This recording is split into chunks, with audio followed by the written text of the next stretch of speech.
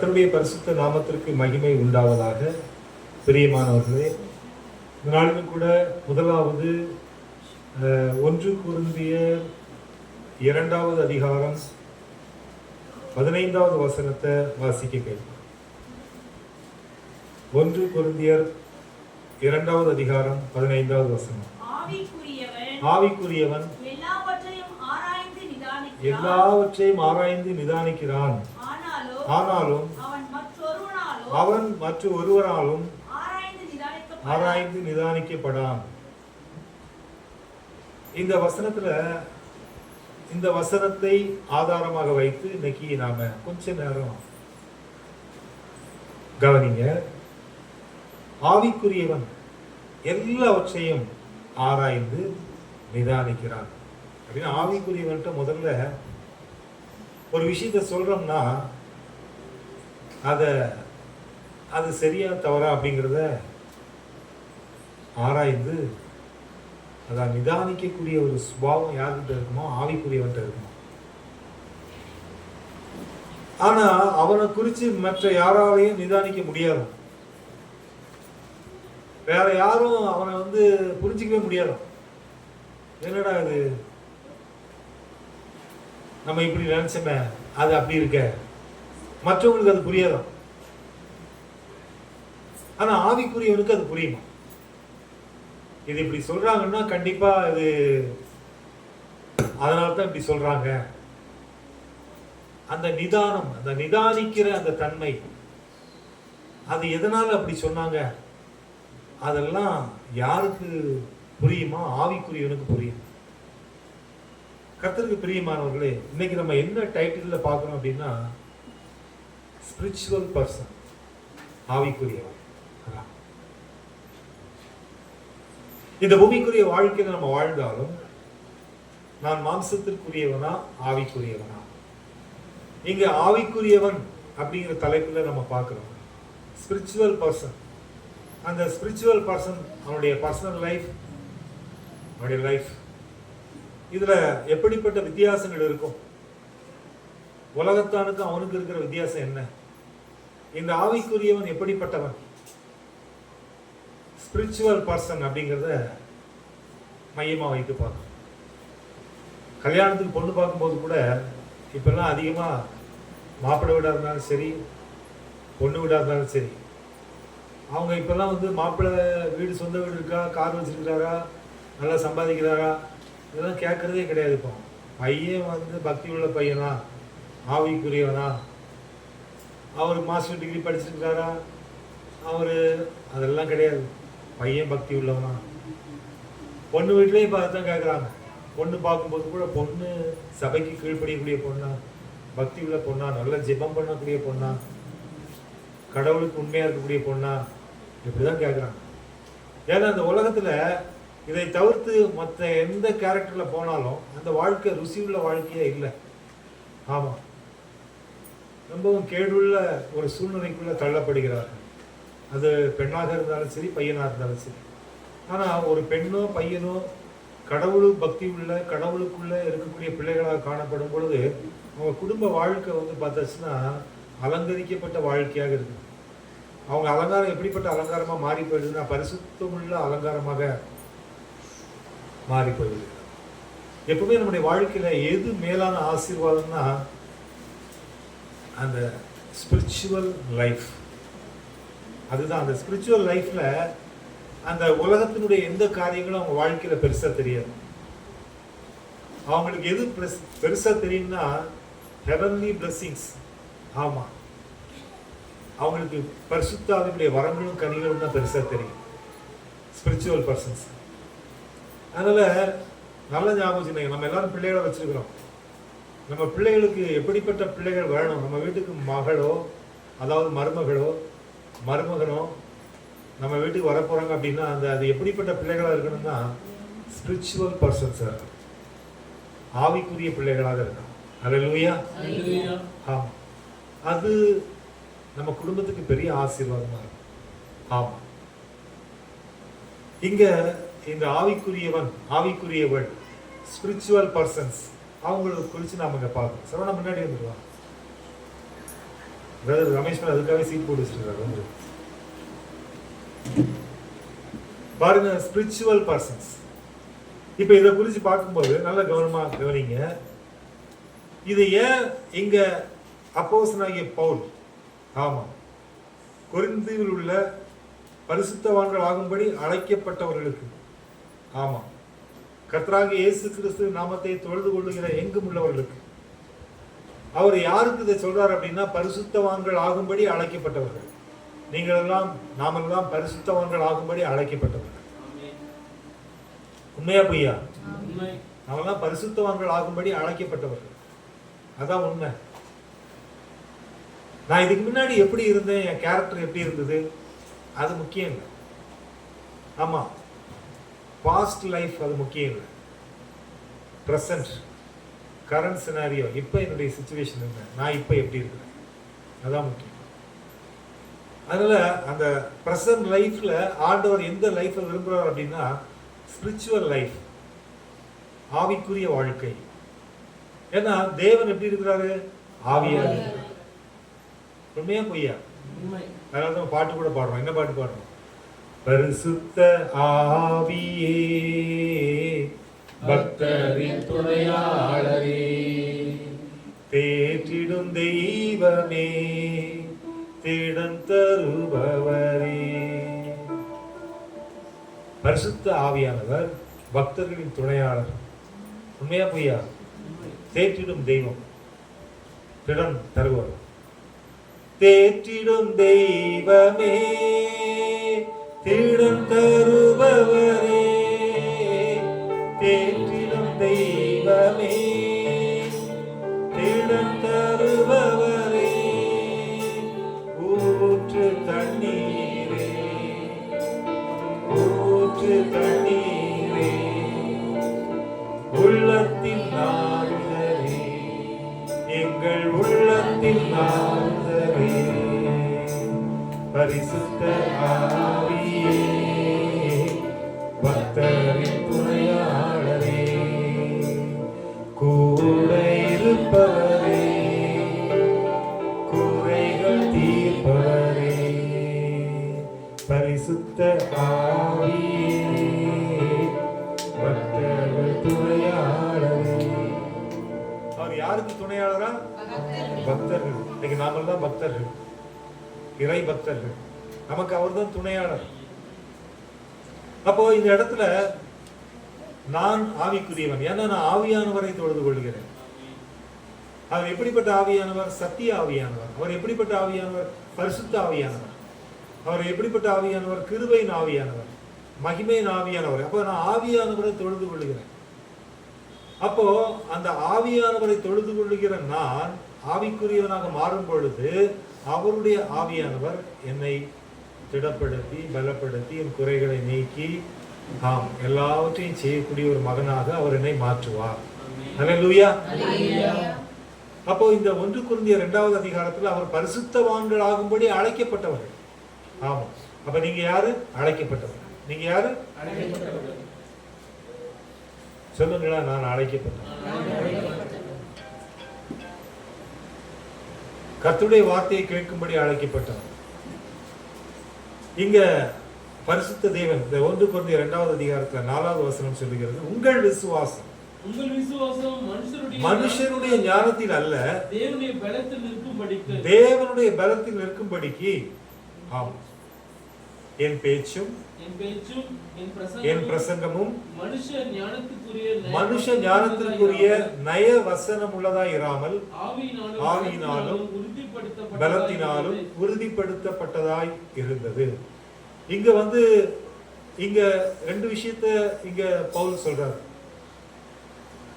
4வது வசனத்துல என்ன சொல்றாருன்னா, உன் விசுவாசம் எப்படி இருக்குன்னா மனுஷனுடைய ஞானத்தினால அல்ல,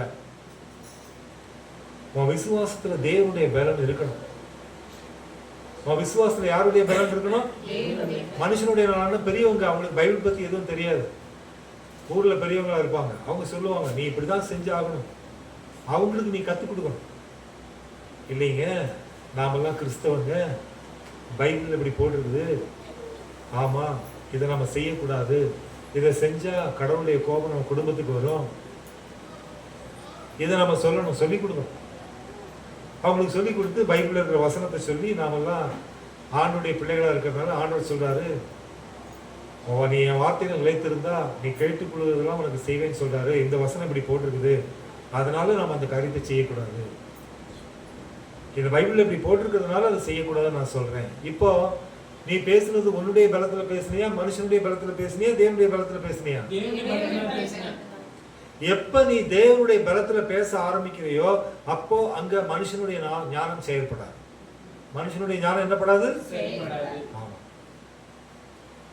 உன்னுடைய பேச்சு தேவனுடைய ஆவியினாலும் தேவனுடைய பலத்தினாலும் உறுதிப்படுத்தப்பட்டதா இருக்கும்.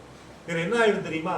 நீ கடவுளுடைய வார்த்தையின் மூலமா பேசும்போது அவங்க எவ்வளவு பெரிய ஆளா இருந்தாலும் உன்னுடைய வார்த்தையை அவங்க மதிப்பாங்க, கேட்பாங்க, கீழ்ப்படிவாங்க. ஏன்னா பேசுனது நீ இல்ல, இறை வார்த்தை. அல்லேலூயா.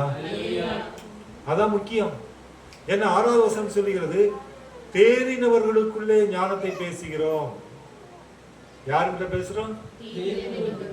தேறினவர்கள். போதும், தேறினவர்கள்.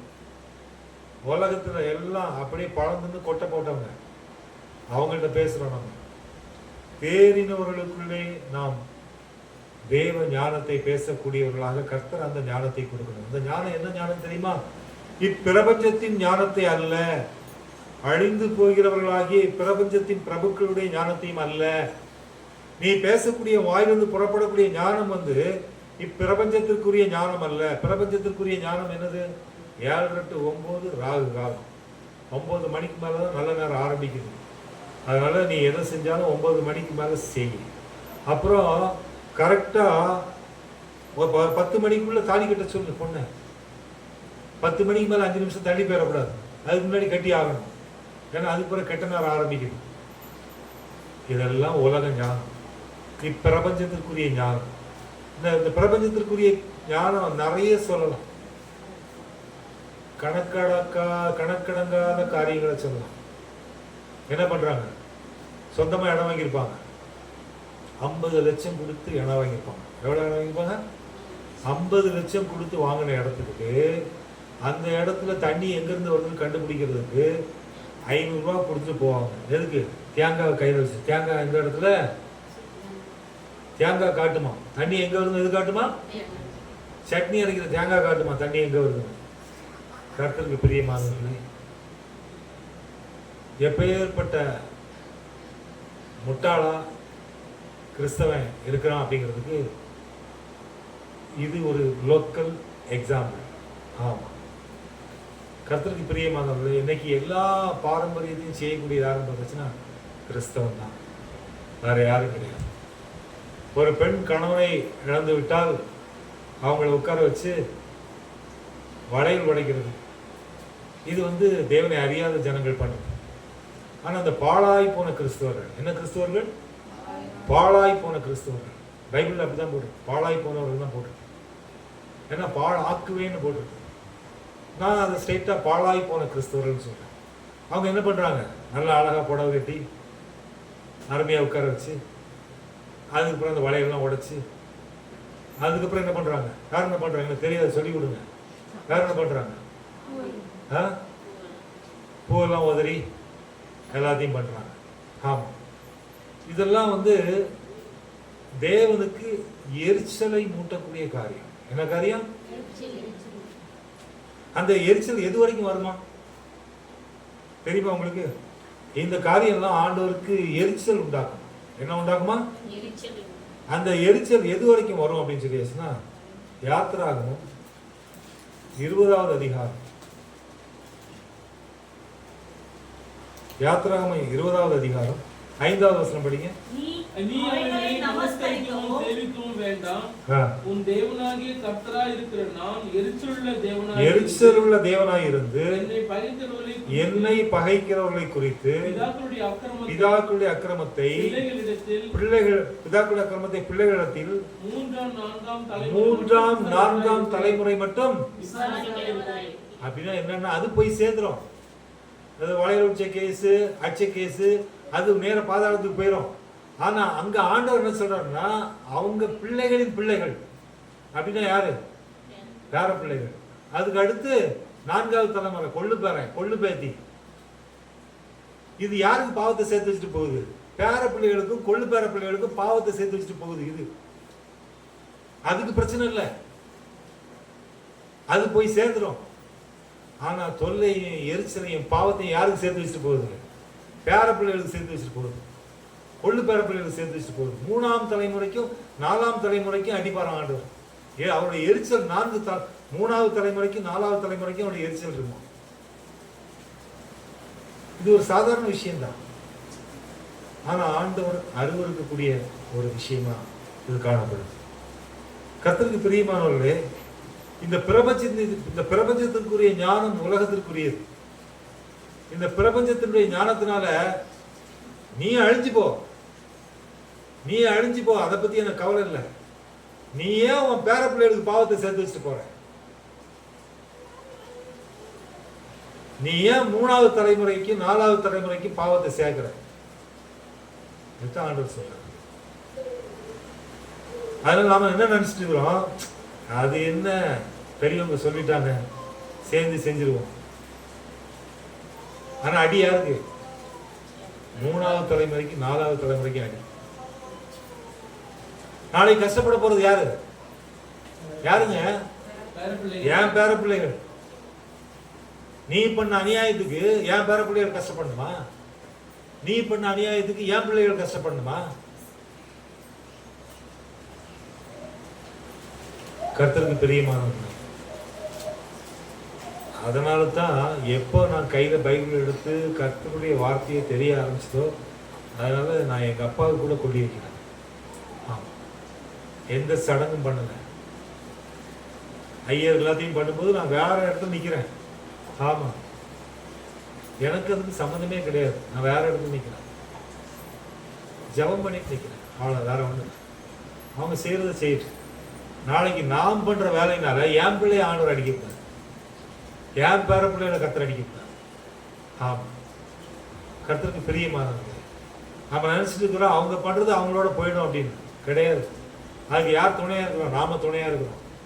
அதனால் இங்கே வசனம் சொல்லுது, அதுவும் யாத்திராகமம் 20வது அதிகாரம் பிரதான கட்டளைகள் சொல்லப்பட்ட எல்லா வீட்லையும் போர்டு தொங்க விட்டுருப்பான். 10 கட்டளைகள் அங்கே வச்சிருக்கிறாரு ஆண்டவர், வேற எங்கேயும் வைக்கல.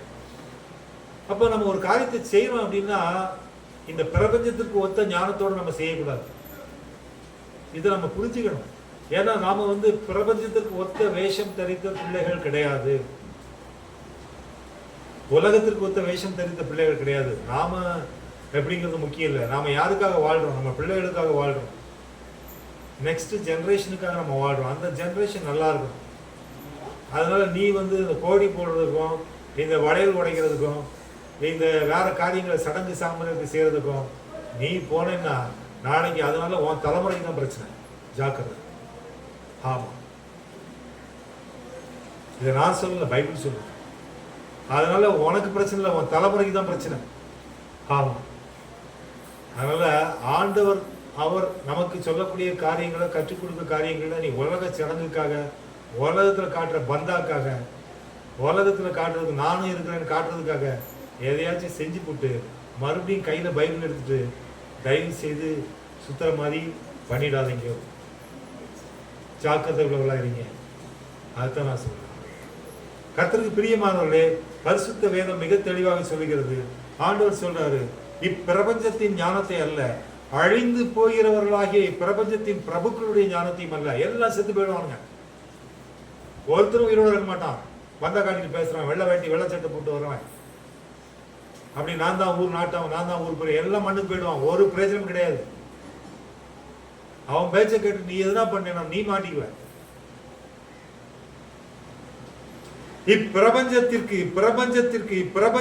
இந்த பிரபஞ்சத்திலே அழிந்து போகிறவருடைய இப்பிரபஞ்சத்தின் பிரபுக்கள், தலைவர்கள், அவர்களுடைய ஞானம் அல்ல. Wonderful Christian military officer mister Kamalesan, எத்தனை பேர் கேட்டீங்க? அதை கேட்டீங்களா இல்லையா? நியூஸ் எல்லா இடமும் ஃபிளாஷ் நியூஸ் போயிட்டு இருக்கு. தமிழ்நாட்டை சேர்ந்தவர், மிலிட்டரியில லெப்டினன்ட் கர்னல், அதாவது அவருக்கு கீழே அவர் போர் படை, அவருக்கு கீழே ஒரு பெரிய பெரிய ஒரு கமாண்டிங் டீமே இருக்குது. அங்கே அவர் அந்த கேப்டனாக இருக்கிறதுனால அங்கே வீக்லி ப்ரேயரில் ஒரு ஸ்பெஷல் பிளேஸில் வந்து பார்த்தாச்சுன்னா ஒரு இடத்துல ப்ரேயர் நடக்கும்.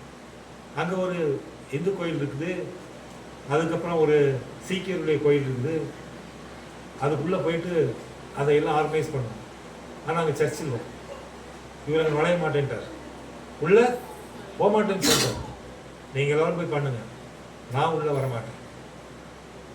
அப்போது அவர்களெல்லாம் சேர்ந்து டிபார்ட்மெண்ட்டில் மனு கொடுக்குறாங்க. இந்த மாதிரி எங்களுடைய டிபார்ட்மெண்ட்டோட லீடர் கமாண்டர் லெப்டினன்ட் கர்னல் அவர் வரமாட்டேங்கிறார், அவர் மேலே கம்ப்ளைண்ட் பண்ணுறோம். மிலிட்ரி கோர்ட்டில் விசாரிக்கிறாங்க. இந்த மாதம் நடந்த சம்பவம், இந்த மாதம் நடந்த சம்பவம். அவர் சொல்றார், எங்கள் தேவன் ஜீவன் உள்ளவர், அவருக்கு உருவம் கிடையாது, அவர் ஒளியா இருக்கிறார், அவர் நாங்கள் கும்பிடுறோம். தேர் இஸ் நோ ஸ்டாச்சு, அவருக்கு உருவம் கிடையாது. அதனால நான் போயிட்டு எங்க வந்து அப்படி நிற்க முடியாது. I am so sorry, I am so sorry. Military court அவருக்கு ஜட்ஜ்மெண்ட் கொடுக்குறாங்க, டிஸ்மிஸ், என்னது வேலையை விட்டு நீக்கும். உடனே அவர் கோர்ட்டுக்கு போறார். கோர்ட்டில் இம்மிடியட் கேஸை எடுத்து வாதாடுறாங்க. கீழ்கோர்ட்டில் வாதாடி இந்த தீர்ப்பு சரியே அப்படின்னு கொடுக்குறாங்க. அடுத்து சுப்ரீம் கோர்ட்டுக்கு போகிறாங்க. சுப்ரீம் கோர்ட்டில் இருக்கிற ஜட்ஜஸ் ஃபைனலைஸ் பண்ணி நீங்கள் ரூல்ஸை ஃபாலோ பண்ண, அதனால் உங்களை வேலை நீக்கம் செய்தது, பணி நீக்கம் செய்தது, டிஸ்மிஸ் செய்தது சரியே என்று சொல்லி தீர்ப்பு கொடுக்குறாங்க. அந்த தீர்ப்பை வாங்கிட்டு சந்தோஷமாக அவர் சொந்த ஊர் போகிறார்.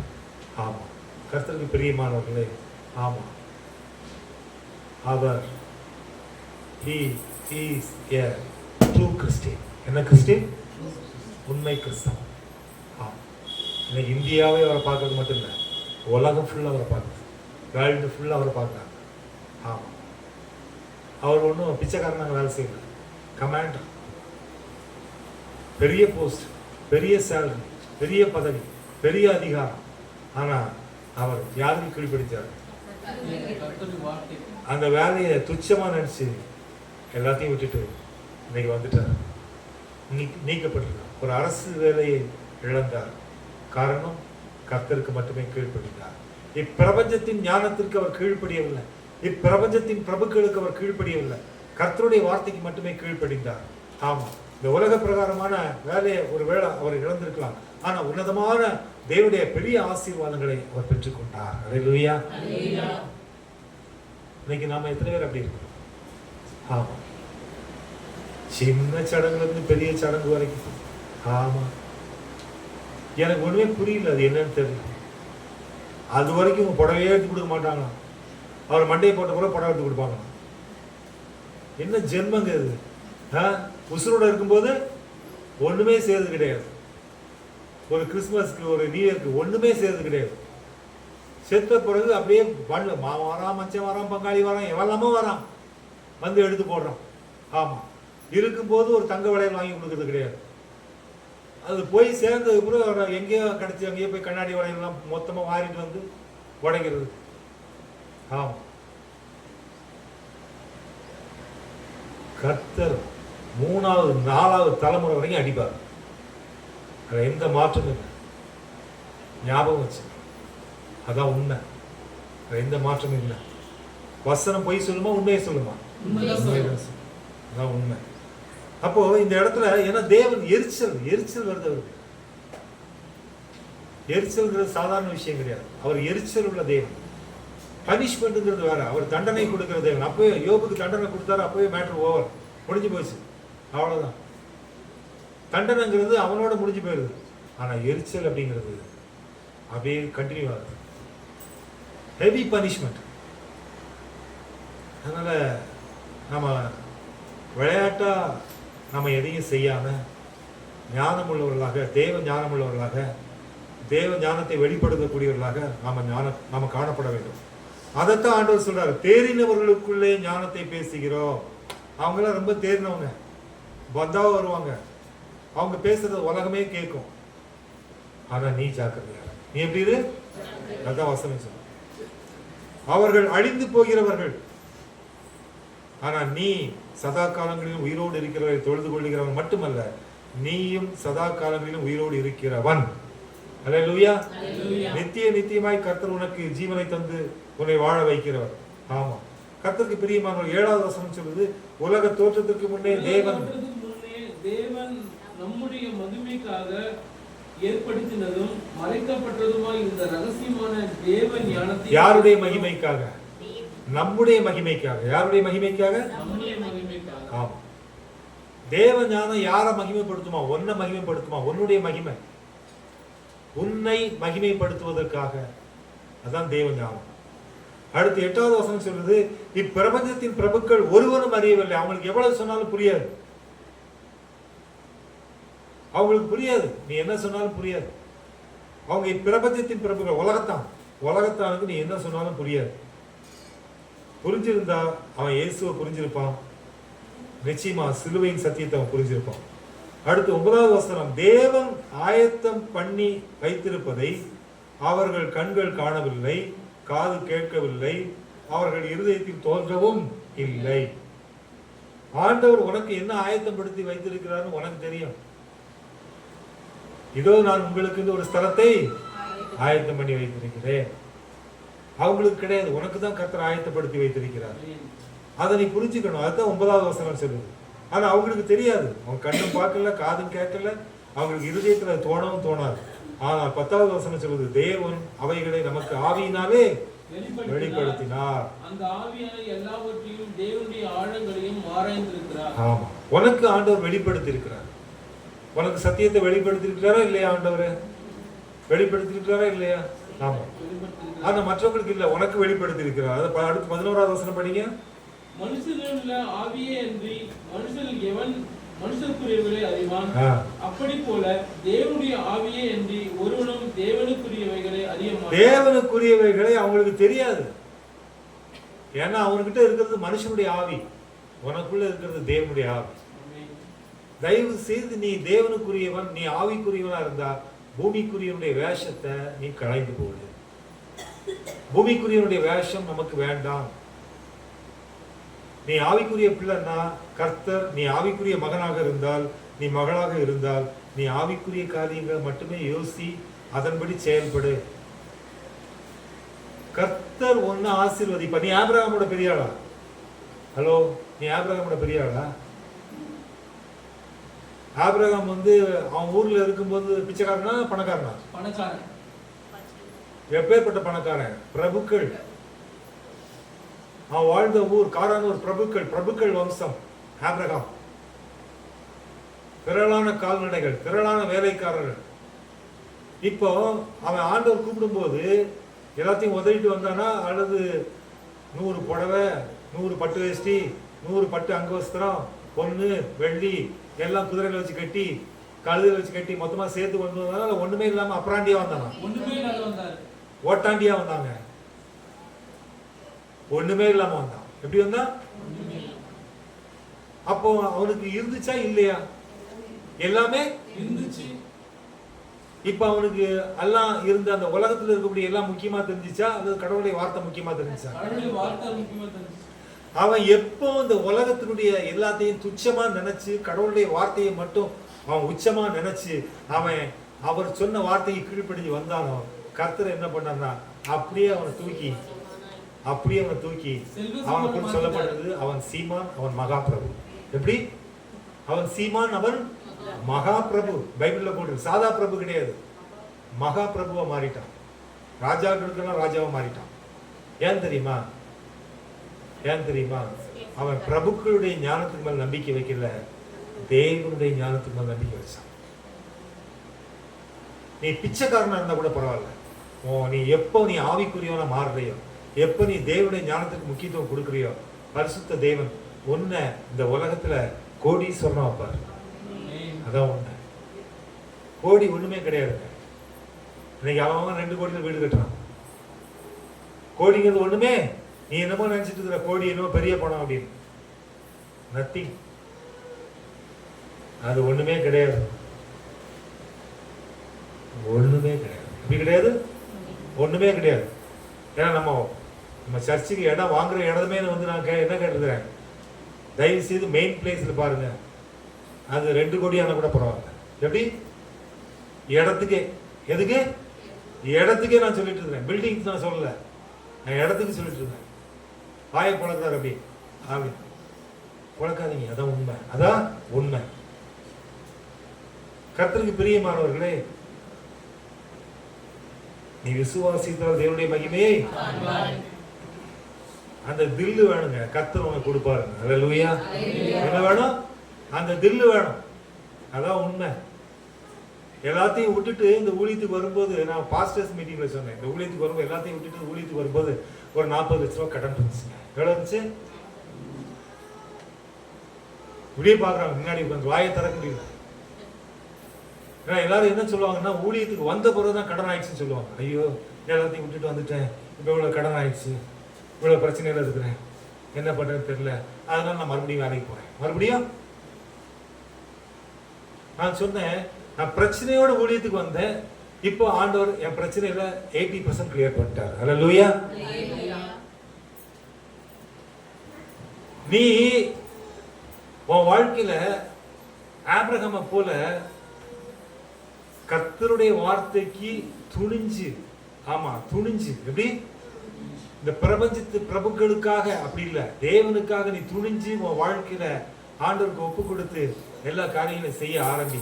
ஆமா, எப்படி கர்த்தர் ஆபிரகாம சீமானா மகா பிரபுவா இந்த உலக வாழ்க்கையில மாத்தினாரோ, அதே போல நீ யாருடைய பிள்ளை? ஆபிரகாமுடைய பிள்ளையா இல்லையா? உண்மையா பொய்யா? நீ ஆபிரகாமுடைய குமாரத்தியா அப்படின்னா ஆமேன்னு சொல்லுங்க பாப்போம். நீ ஆபிரகாமுடைய குமாரனா அப்படின்னு ஆமேன்னு சொல்லுங்க பாப்போம். அப்படி என்ன கவலை? ஆபிரகாமை ஆசீர்வதித்து ஆசீர்வதிப்பாரா? ஆசீர்வதிக்க மாட்டாரா?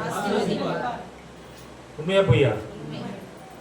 ஆபிரகாமை ஆசீர்வதித்தவர் ஆசீர்வதிப்பாரே, ஈசாக்கை ஆசீர்வதித்த தேவன் ஆசீர்வதிப்பாரே, ஆபிரகாமை ஆசீர்வதித்த தேவன் ஆசீர்வதிப்பாரே, ஈசாக்கை ஆசீர்வதித்த தேவன் ஆசீர்வதிப்பாரே, ஆசீர்வதிக்கும் தேவன் ஆசீர்வதிப்பாரே, ஆசீர்வதிக்கும் தேவன் ஆசீர்வதிப்பாரே.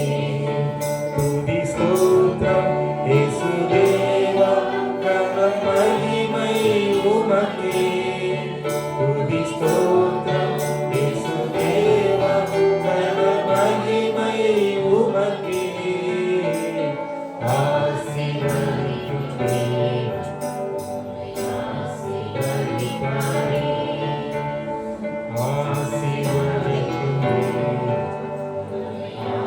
ஆசீர்வதிப்பாரே. ஹல்லேலூயா. கடைசியா 12வது வசனம் படிங்க. நாங்களோ உலகத்தின் ஆவியை பெறாமல் தேவனால் எங்களுக்கு அருளப்பட்டவைகளை அறியும்படிக்கு தேவனிடத்திலிருந்து புறப்படுகிற ஆவியையே. ஆமாங்க, அதனால்தான் நீ ஆவிக்குரியவன். அதனால்தான் நீ யாரு? ஆவிக்குரியவன். ஏன்னா நீ உலகத்தின் ஆவியை பெறாமல், நீ தேவனிடத்திலிருந்து புறப்படுகிற அந்த ஆவியை நீ பெற்றிருக்கிறபடினால, தேவனுடைய ஆவி உனக்குள்ள இருக்கிறதுனால, ஆமா கர்த்தருக்கு பிரியமானவர்களே, உன் வாழ்க்கையில நீ எல்லாவற்றையும் அறிந்தவன்.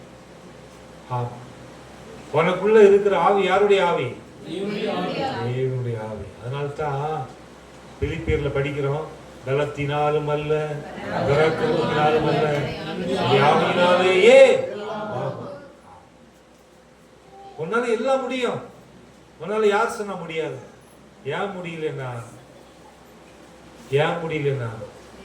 இன்னும் வளையல் உடைக்கிறது, இன்னும் கோடி போடுறது, இன்னும் புடவை போடுறது, இன்னும் சடங்கு சாங்கியத்தை பண்றது, நல்ல நேரம் கெட்ட நேரம் பார்க்கறது, இன்னும் இந்த பெருசுங்க எல்லாம் உட்கார்ந்து பாருங்க, எல்லாம் சைத்தான் கூட்டம் அப்படியே உட்கார்ந்து ஒவ்வொரு காரியத்தையும் செய்யும்போது கூடவே நீ சேர்ந்து செயல்படுறது.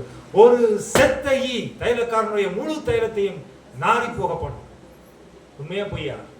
ஒரே ஒரு செத்த ஈ உன் வாழ்க்கையில் இருக்கக்கூடிய ஒரே ஒரு காரியம், ஒரே ஒரு பாரம்பரியம் உன்னுடைய முழு தைலத்தையும் கெட்டு போக பண்ணும். ஒரே ஒரு சின்ன ஒரு துளி விஷம். ஆமா, நம்முடைய வாழ்க்கையில் செய்யக்கூடிய ஒரு சின்ன காரியம் என்டையர் அபிஷேகத்தையும் என்டையர் பிளஸிங்ஸையும் அது கெட்டு போகும். அதனால் இந்த வருஷத்துல இந்த நவம்பர் மாசம் கடைசி நாள்ல ஒரு முடிவெடு. என்ன முடிவு தெரியுமா? நீ ஆவிக்குரியவன். நீ யாரு? உன்னோட லைஃப் ஸ்பிரிச்சுவல் லைஃப். நீ ஆவிக்குரிய மகன், நீ ஆவிக்குரிய மகள். இந்த பூமிக்குரிய எந்த காரியத்திலையும் ஒன்ன நீ கொடுத்து அந்த அந்த அந்த சாபத்தை உன் பிள்ளைகளுக்கும் உன் பேர பிள்ளைகளுக்கும் வைக்காது.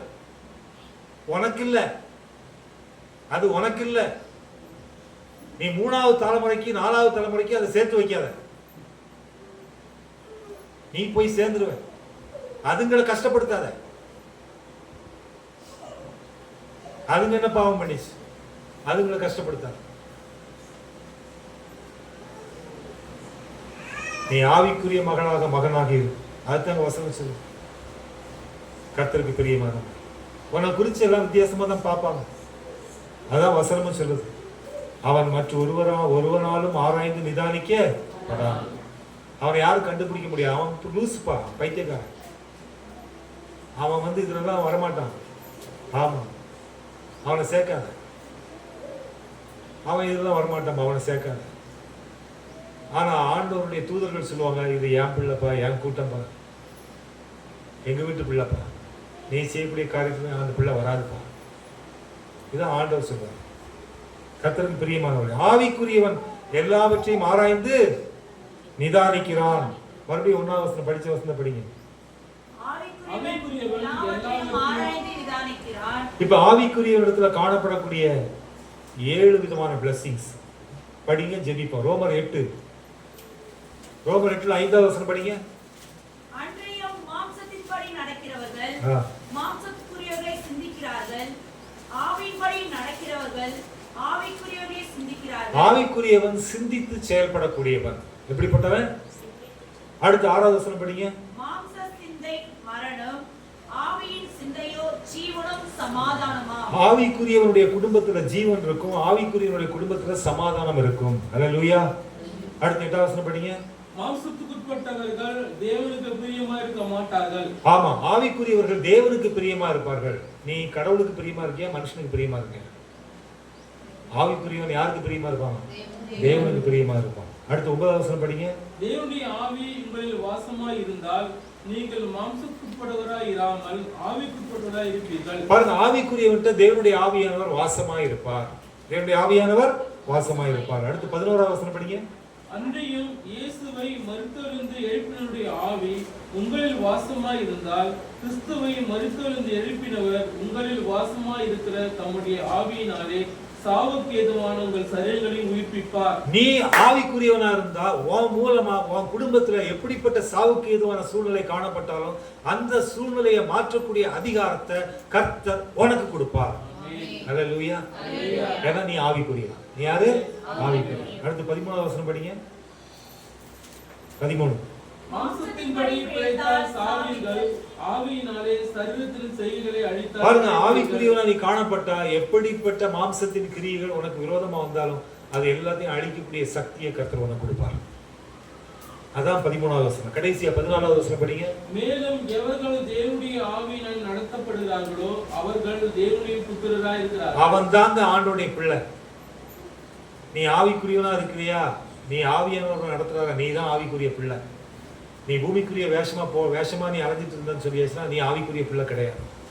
வசனம் சொல்லுது, நீ தேவனுடைய மகன், தேவனுடைய மகள் அப்படின்னா தேவனுடைய காரியங்களை செய்து தேவனுடைய இடத்துக்கு, தேவனுடைய காரியத்துக்கு முக்கியத்துவம் கொடுக்கக்கூடிய நீ தான் தேவனுடைய மகன், தேவனுடைய மகள். அல்லேலூயா. கர்த்தருக்கு பிரியமாக இன்னைக்கு நம்ம ஸ்பிரிச்சுவல் லைஃப், ஸ்பிரிச்சுவல் பர்சன் இதை குறித்து பேசணும். சம்டைம்ஸ் நமக்கு கொஞ்சம் கஷ்டமா இருக்கும். உனக்கு நீ இப்போ படக்கூடிய கஷ்டத்தை குறித்து நான் கவலைப்படலை. நீ பின்னாடி கஷ்டப்படக்கூடாது அப்படிங்கிறதுக்காக இன்னைக்கு நான் சொல்றேன். நீ இன்னைக்கு கஷ்டப்பட்ட, இன்னைக்கு உனக்கு கஷ்டமா இருந்துச்சு, அது எனக்கு முக்கியம் இல்லை. நாளைக்கு நீ கஷ்டப்படக்கூடாது, நாளைக்கு பின்னாட்கள்ல நீ கஷ்டப்படக்கூடாது அப்படிங்கிறதுக்காக இந்த காரியத்தை சொல்ல வேண்டியது கர்த்தருடைய சித்தமா இருக்கிறது. கர்த்தர் சொல்றாரு, அதனால நான் சொல்றேன். அல்லேலூயா. கர்த்தருக்கு பிரியமானவர்களே, சந்தோஷமா இருக்கிறவங்க ஒரு அல்லேலூயா சொல்லுங்க. ஆவிக்குரிய எல்லாவற்றையும் ஆராய்ந்து, அதனால நம்ம எல்லாம் நிதானிக்கிறவர்கள், நம்ம எல்லாம் ஆராய்கிறவர்கள். அதனால இந்த மாசத்துல கடைசி நாள், கடைசி ஞாயிற்றுக்கிழமை, அதனால இந்த மாசத்தை தேவ பிரசன்னத்தோட பரிசுத்த ஓய்வு நாளில் முடிக்கிறோம். அதனால கொஞ்சம் சத்தியத்தை அதிகமா நம்ம தியானிச்சோம். கர்த்தருக்கு பிரியமானவர்களே, வசனங்களை எழுதினவங்க வீட்டில் போயிட்டு அந்த வசனங்களை தனித்தனியா எழுதி அதை நீங்க மெடிடேட் பண்ணுங்க. ஒரு விஷயத்தை நல்லா ஞாபகம் வச்சுங்க. இன்னைக்கு ஏன் உங்களுக்கு இந்த சத்தியம் கொடுக்கப்பட்டது அப்படின்னு சொல்லி பேசினா, you are spiritual person. You are spiritual person. நீ ஆவிக்குரியவன். நீ யாரு? நீ ஆவிக்குரியவன், நீ ஆவிக்குரியவள். ஆராதனையில கொடிய காலங்களை குறித்து படிச்சோம். நீ ஆவிக்குரியவனா இருந்தா, நீ ஆவிக்குரியவளா இருந்தா நீ எதையும் சிக்க மாட்ட, நீ தப்பிச்சிருவ, நீ ஆசீர்வாதமா இருப்ப, உன் பிள்ளைகள் பிளஸ்ஸிங்கா இருக்கும், உன் பிள்ளைகள் பிளஸ்ஸிங்கா இருக்கும். ஆமா, கர்த்தர் உன்னையும் உன் தலைமுறையும் பிளஸ்ஸிங்கா வைப்பார். உன் பேர பிள்ளைகளை பிளஸ்ஸிங்கா ஆசீர்வாதமா வைப்பார். நிச்சயமா நீ படக்கூடிய கஷ்டத்தினால அந்த பிள்ளைகள் எவ்வளவு ஆசீர்வாதமா இருக்கும் தெரியுமா? உன் பிள்ளைகள், நீ கஷ்டப்படு, கவலைப்படாத, கஷ்டப்படு. ஆனா உன் பிள்ளைகள் எவ்வளவு ஆசீர்வாதமா இருக்கும் தெரியுமா? உன் பேர பிள்ளைகள் எவ்வளவு ஆசீர்வாதமா இருக்கும் தெரியுமா? எவ்வளவு பிளஸிங்கா இருக்கும் தெரியுமா? அதெல்லாம் நீ பார்ப்ப, அதெல்லாம் நீ என்ன பண்ணுவ? அப்போ அதனால தான் ஆண்டவருடைய வார்த்தை சொல்லுது நீதிமொழிகள்ல, ஆண்டவருடைய வார்த்தை நீதிமொழிகள், அதனால தான் 3ஆம் தலைமுறையை சொல்லுது. அதே போல சங்கீதம் 128 அதான் சொல்றாரு. என்ன சொல்றாரு? நீ உன் பிள்ளைகளின் பிள்ளைகளையும் இஸ்ரவேலுக்கு உண்டாகும் சங்கீதத்தில். அதே போல நீதிமொழிகள்ல பிள்ளைகளின் பிள்ளைகள் முதியோருக்கு கிரீடம். முதியோருக்கு என்னது? அவங்க தான் உனக்கு கிரௌனா, உன் பேர பிள்ளைகள் தான் உனக்கு கிரௌனா. அப்போ ஆண்டவர் ஆசீர்வாதத்தை எங்க கொண்டு கனெக்ட் பண்றாரு பாரு? 3ஆவது தலைமுறையில கனெக்ட் பண்றாரு. அதனால நம்ம கிட்ட தான் கர்த்தர் வைராக்கியத்தை பார்க்கிறார், நம்ம கிட்ட தான் உண்மையை பார்க்கிறார். நாம செய்யக்கூடிய நற்கிரியைகள் மூலமா 4 தலைமுறை ஆசீர்வாதமா இருக்கும். எத்தனை தலைமுறை? நீ என்னமோ உனக்காக மட்டும் கஷ்டப்படுறன்னு நினைச்சிட்டு இருக்காத, உன் குடும்பத்துக்காக நீ கஷ்டப்படுறன்னு நினைச்சிட்டு இருக்காத. நீ ஆண்டவரத்துல காண்பிக்கக்கூடிய வைராக்கியத்து நிமித்தம் உன் பிள்ளைகள், உன் பிள்ளைகளின் பிள்ளைகள், அதற்கு அடுத்து வரக்கூடிய கொள்ளு பேர பிள்ளைகள் எல்லாரையும் கர்த்தர் ஆசீர்வதிக்கிறார். அப்போ எப்பேற்பட்ட ஆசீர்வாதத்துக்கு பாத்திரமான கர்த்தர் வைக்கிறார். அதனால இன்றைக்கு நீ ஆவிக்குரிய மகனாக மகளாக மாறு. அல்லேலூயா. இப்ப சொல்லுங்க, நான் ஆவிக்குரியவன். பக்கத்துல பார்த்து சொல்லுங்க, நான் ஆவிக்குரியவன். ஆமாங்க, இதாங்க பிளஸிங். உங்களுக்கு ஏதாவது டவுட் இருந்தா நீங்க ஃபோன் பண்ணி கேளுங்க. ஆமா, சப்போஸ் ரகுக்கு ஏதாவது பைபிள்ல டவுட் வருதா, ரமேஷ் பிள்ளை ஃபோன் பண்ணி கேளு. ஆமா பா, இப்படி இருக்குப்பா, நான் செய்யலாமா வேணாமா சொல்லுப்பா அப்படின்னு கேளு, சொல்லுவார். ஆமா, அப்படி ஒவ்வொருத்தரும் கேளுங்க, ஒவ்வொருத்தர் கேட்டு தெரிஞ்சுக்கங்க. டேரக்டா எனக்கு ஃபோன் அடிச்சு செய்யலாமா செய்யக்கூடாதா, ஒவ்வொன்றையும் கேட்டு செய்யுங்க. ஏன்னா உன்னால குடும்பத்துக்கு பிரச்சனை வரக்கூடாது. உன்னால யாருக்கு பிரச்சனை வருது? 3ஆம் 4ஆம் தலைமுறைக்கு பிரச்சனை. எத்தனை? 3ஆவது. அது என்ன பாவம் பண்ணிச்சு? அது என்ன பாவம் பண்ணிச்சுங்க? அதை ஏன் சித்திரவதைப்படுத்துற? அது என்ன பாவம் பண்ணிச்சு? நிறைய பேர் நினைச்சிட்டு இருக்காங்க, வயசானவங்க கூட. ஆமா, அதுங்க பண்ண சேட்டை தான் கிறிஸ்டியன்ஸ். கர்த்தருக்கு பிரியமானவங்க. இன்னைக்கு நாம கடவுளுடைய பிள்ளைகள், நாம ஆவிக்குரிய பிள்ளைகளாக இருப்போம். அது மட்டுமல்ல, கர்த்தருக்கு சாட்சியாக செய்வோம். ஒவ்வொரு காரியங்களையும் அவருக்கு பிரியமாய் செய்வோம். என்று சொன்னால் நான் ஆவிக்குரியவன். நான் யாரு? God bless you. கர்த்தர் உங்களை ஆசீர்வதிக்கிறார்.